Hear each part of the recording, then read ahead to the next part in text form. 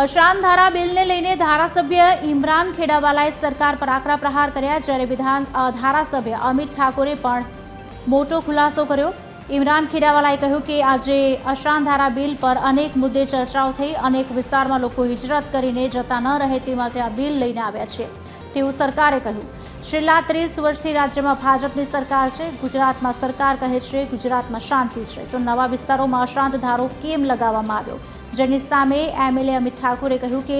જુહાપુરામાં 5 જંગલેશ્વર જેટલું દબાણ છે, ફતેવાડીમાં 2.5 લાખ ચોરસ મીટર સરકારી જમીન પર દબાણ છે। અને 30 વર્ષથી એક તરફ સરકાર કહે છે કે ગુજરાતના અંદર તોફાનો નથી થયા, કર્ફ્યુ નથી લાગ્યો, તો હવે લોકો ગુજરાતમાં શાંતિ અને સલામતી હોય તો જ્યારે સરકારના પ્રવક્તા મોટેથી બોલતા હોય કે ભાઈ ગુજરાતમાં હવે શાંતિ થઈ ગઈ છે, તો મારે સરકારને એ પ્રશ્ન હતો કે સરકાર એનો ખુલાસો કરે કે નવા વિસ્તારોના અંદર અશાંત ધારો કેમ લગાવવામાં આવ્યો કે 744 જેટલા નવા વિસ્તારોને અશાંત ધારામાં સમાવેશ કરવામાં આવ્યો છે। ત્યારે એક તરફ સરકાર કહે છે શાંતિ સલામતી અને સુરક્ષાની વાત કરતી હોય,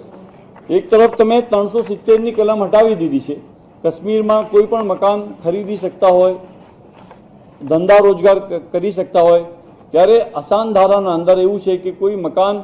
હિન્દુનું મકાન મુસ્લિમ ના ખરીદી શકે। છેક ગોમતીપુર, બાપુનગર, દરિયાપુર, જમાલપુર, પાલડી,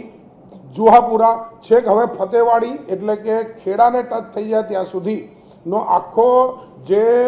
વસ્તીનું આખા ભારતમાંથી જે પ્રકારે વસ્તી ધીરે કરીને આવીને વસી રહી છે, આના ઉપર મેં માનનીય મહેસૂલ મંત્રીને કીધું કે આના ઉપર કંઈક ધ્યાન આપવાની જરૂર છે। સાબરમતી નદીના કિનારા ઉપર મને લેખિતમાં કમિશનરે 2,51,000 મીટર જમીનની ઉપર એન્ક્રોચમેન્ટ થયું છે, આવું લેખિતમાં આપ્યું છે। તો આ બધી જ વસ્તુઓના કારણે મારું સ્પષ્ટ માનવું છે કે આ અમદાવાદનું ડેમોગ્રાફી ચેન્જ કરવાની દિશાની અંદર જે તત્વો કામે લાગ્યા છે એની ઉપર જરૂરથી અશાંત ધારો એકમાત્ર હથિયાર છે।